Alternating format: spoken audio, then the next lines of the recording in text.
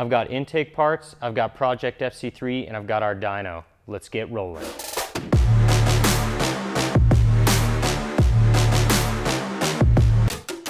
Hey, what's going on, guys? It's JP from EdgeAutosport.com. Thanks for tuning in. We just finished up the downpipe to complete the full turbo back exhaust on our Project FC3 over here to my right on the dyno. And we're just gonna hop right into doing an intake next. That's kind of the logical next step. I wanted to test the stock replacement filter and just see what the AEM version is going to do, if anything. I've always been curious about that. And then after that, we're gonna replace the entire intake system with this AEM cold air intake system. And we're just gonna see what kind of power it makes and see what we can pick up from it. So we're just gonna dive right in, do back-to-back dynos and go from there.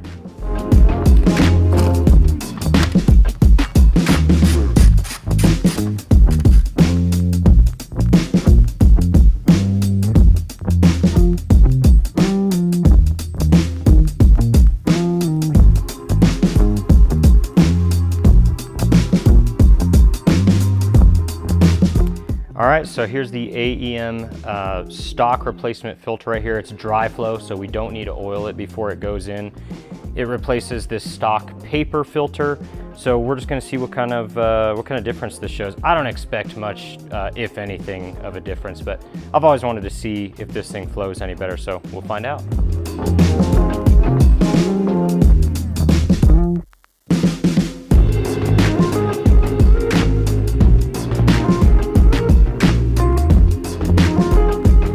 All right, so we're done installing the filter. Let's get Alan over here to get on the dyno. Hey, Alan! Yeah. You ready? Good to go.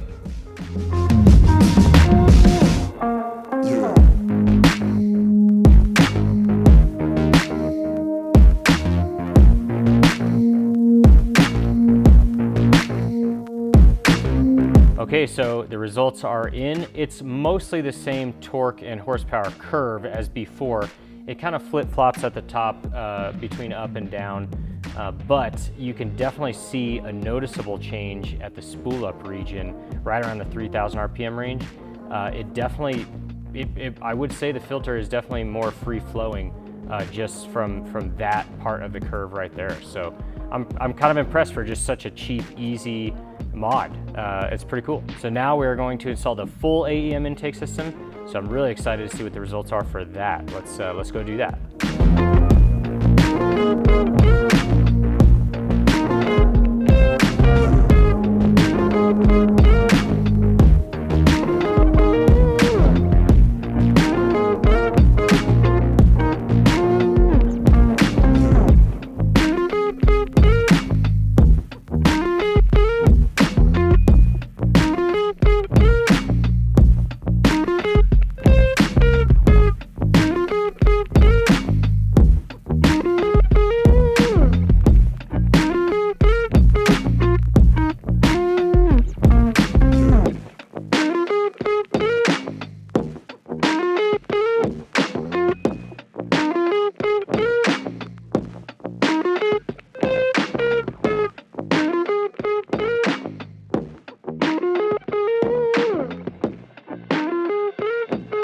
All right, there you go. That's how easy it is. Let's see how much power it makes.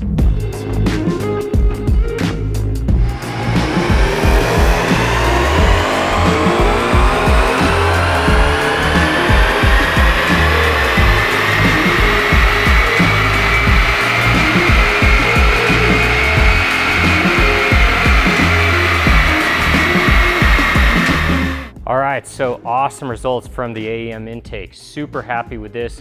You can see at the 5,000 RPM region, there's anywhere between about 10 and 15 both horsepower and torque being gained. And pretty much from the peak torque area all the way to the end of the curve, we're picking up quite a bit of power. So we're really happy with an intake. That just goes to show you how much an intake has an effect on how much power the car makes and how easy it is for the turbo, easier it is for the turbo to breathe. So there you go. Hope you guys enjoyed that. Make sure you like and subscribe, and we'll see you next time.